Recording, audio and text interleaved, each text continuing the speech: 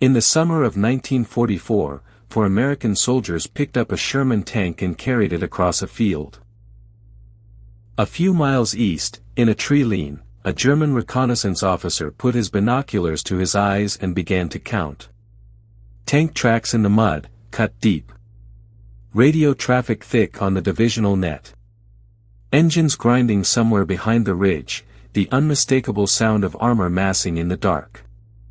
He wrote his report and sent it up. An American armored division is forming here. He was a professional. He was careful. Everything he reported was exactly what he had seen. And every single piece of it was fake. The tracks had been pressed into the mud by a bulldozer with a special roller. The radio traffic came from 3 men and a truck. The engines were a phonograph record, played through a speaker the size of a piano. And the tanks weighed 93 pounds each, and could be lifted by 4 men, because they were made of rubber and filled with air. 1,100 men did this, for 11 months, in 21 separate operations, across France and Germany, impersonating entire divisions, sometimes within a few hundred yards of the German lines. Then the war ended, their files were stamped and sealed, and they were ordered never to speak of it. Not to reporters, not to historians, not to their own wives and children. That order held for 50 years. This is what was inside those files. On paper, the unit was called the 23rd Headquarters Special Troops. It had no combat mission. It had no real armor and almost no real artillery. What it had was a patch, a white ghost on a black shield, throwing a lightning bolt, and a job description that existed nowhere else in the United States Army, to be a lie that the German High Command would believe. The Army built it out of the strangest recruiting pool of the war. Instead of combing the infantry for big men who could dig, the recruiters went to art schools, Pratt, Cooper Union, the Philadelphia College of Art, and to advertising agencies and architecture offices. They wanted painters, illustrators, set designers, sound engineers. Men who understood, professionally, how to make a viewer believe something that was not there. Some of those names are famous now. Bill Blass, who would dress American first ladies, spent the war painting camouflage and inflating fake tanks. Ellsworth Kelly, one of the defining abstract painters of the 20th century, was in the same company. Art Kane became one of the great photographers of American jazz. In 1944 they were privates in a unit whose weapons were paint, canvas, rubber, and sound. The Ghost Army had 4 working parts. The 603rd Camouflage Engineers handled everything you could see.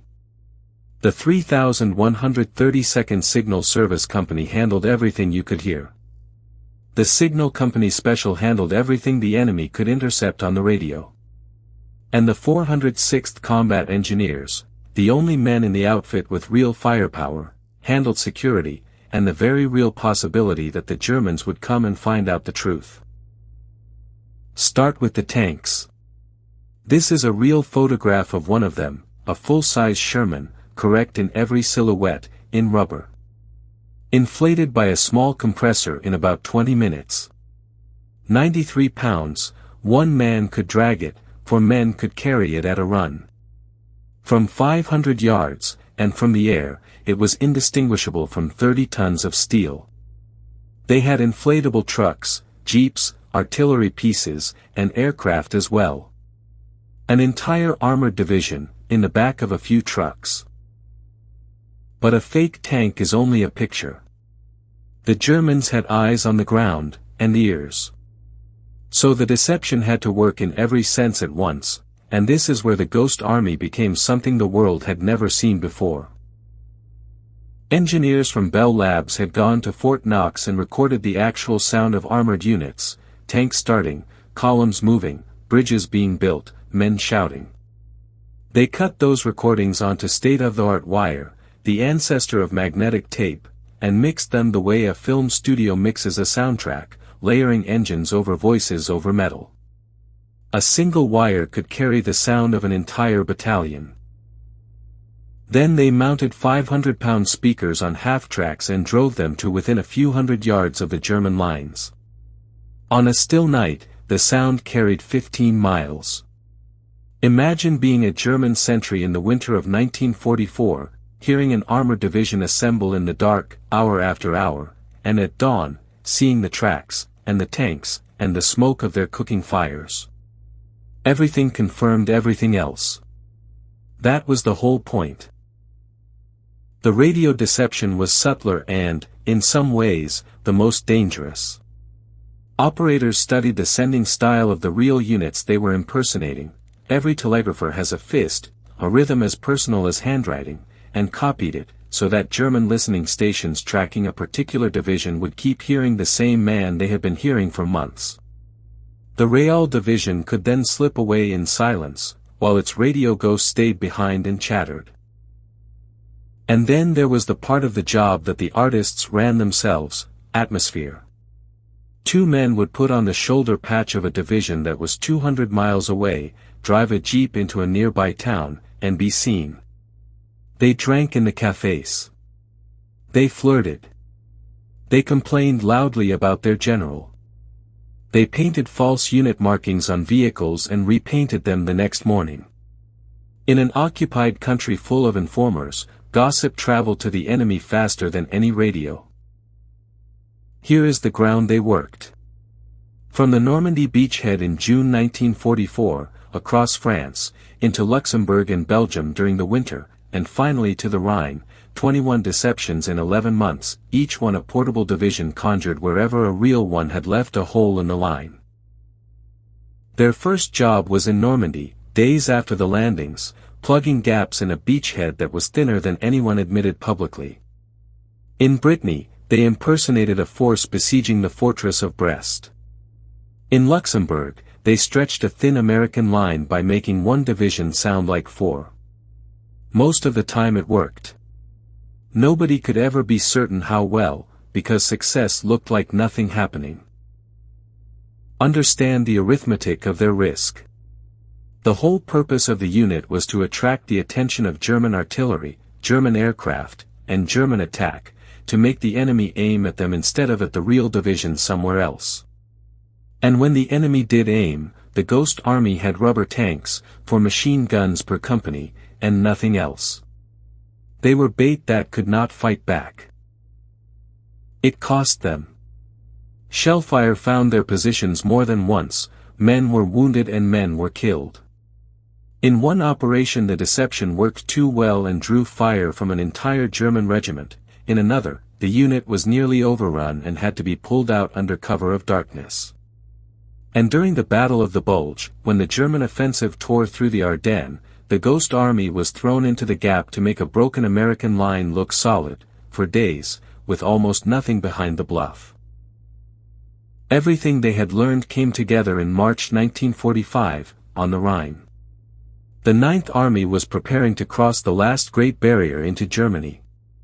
2 real divisions would go over at a place called Rieswesel. Somebody had to convince the Germans that the crossing would come 10 miles south instead, at Viersen. That job went to 1,100 men with rubber tanks. It was the largest deception the unit ever ran. 600 inflatable vehicles were positioned and camouflaged badly on purpose, because a perfectly hidden division is an invisible division, and the whole point was to be found. Sound trucks ran the noise of pontoon bridges being built through the night. Radio nets impersonated 2 entire divisions, complete with their known operators and their known bad habits. Smoke generators laid a screen exactly where a Real crossing would need one. And the Germans looked south. When the real assault crossed the Rhine on the night of March 23, the German artillery that should have been waiting for it was in the wrong place, ranged on a division that did not exist. This is real footage of American troops crossing that river. The men in these boats never knew that 1,000 artists, sound engineers and radio operators had spent 3 days making sure the guns were pointed somewhere else. Officers who studied the operation afterwards concluded that the deception had saved a very large number of American lives. The figure most often quoted in Congress, decades later, was between 15 and 30,000. Nobody can prove a number like that. What can be documented is simpler. At the last river before Germany, the enemy aimed at the wrong bank. Count the cost, because it was real. 3 men of the Ghost Army were killed in action and dozens were wounded. Shrapnel does not care whether the tank beside you is steel or rubber. They were shelled at Brest. They were strafed. Twice they were nearly overrun by ground attacks that would have ended not just in their deaths, but in the compromise of the entire deception program. Every man carried the knowledge that if the Germans ever captured the unit intact, the whole trick would be finished for the rest of the war. And the trick was fragile in ways no plan could cover. There is a story the veterans told for the rest of their lives, and the details vary but the shape never does. 2 Frenchmen on bicycles came around a bend in a country lane and found 4 American soldiers picking up a 40-ton Sherman tank and turning it around by hand. The soldiers stared. The Frenchmen stared. And then one of the men in the road said, in the only French he had, "The Americans are very strong." That was the daily reality of the job, an operation that could be destroyed by one civilian with a loose tongue, one German patrol taking a wrong turn, one artillery observer with good binoculars and an afternoon to spare. They worked in occupied villages full of people whose loyalties nobody had time to check, wearing the patches of divisions they did not belong to, carrying papers that were designed to be misleading. If captured out of their own unit's markings, their legal status would have been, at best, an interesting question. So they became very good at small things. A jeep with 2 men could sound like a convoy if it drove the same stretch of road all night with different loads. Bulldozers dragged special rollers to cut tank tracks into mud. Painters aged fresh canvas with dirt so a dummy gun position looked like it had been there a week. Chimney smoke from field kitchens was scaled to the size of a unit being imitated, because a division that never cooks is a division that does not exist. Then the war ended, and the strangest part of the story began. The unit was quietly disbanded. Its records were classified, and the men were told the reason plainly: the technique still worked, and the next enemy was already being discussed. Deception was now a weapon of the Cold War, and weapons are not published. So they came home and said nothing. For 50 years. Men who had spent the war impersonating armored divisions told their families they had been in a camouflage outfit and left it there. Some of them never told their wives at all. There were veterans of this unit who went to their graves in the 1970s and 80s with the entire thing still inside them, watching war films that got their war completely wrong, and saying nothing. Meanwhile the artists went back to being artists. Bill Blass built a fashion empire. Ellsworth Kelly's paintings went into the Museum of Modern Art.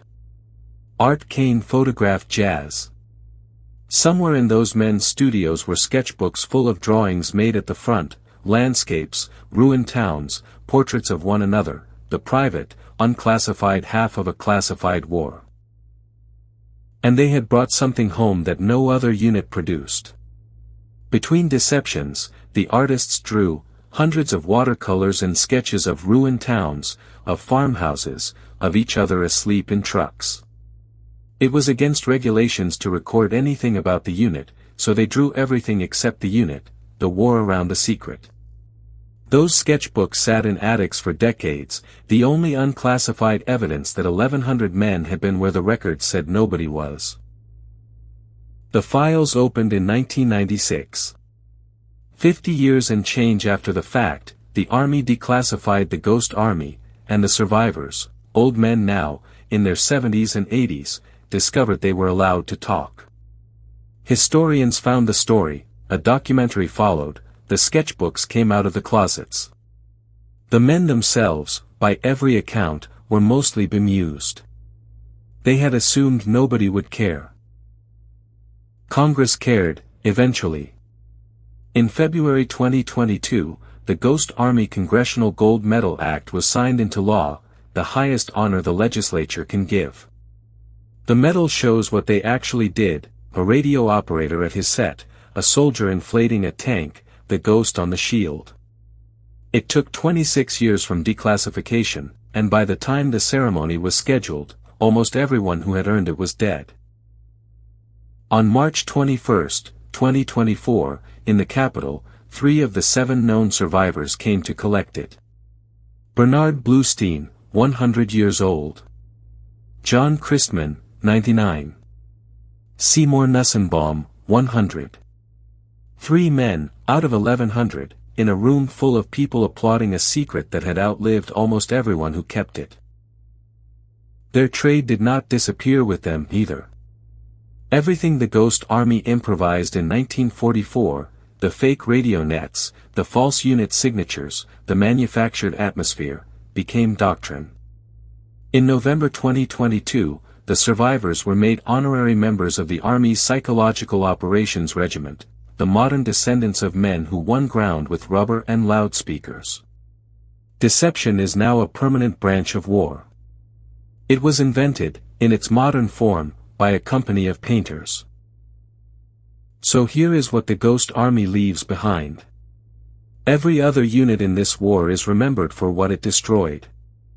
This one is remembered for what it invented, and the measure of its success is a negative: the shells that landed on empty fields, the attacks that hit rubber, the men in other divisions who came home and never knew why the guns had been pointed the wrong way. 1,100 artists fought the Second World War with paint, canvas, and sound. Would you have believed them? Tell me in the comments, and subscribe. Every battle comes down to one moment. The last salvo.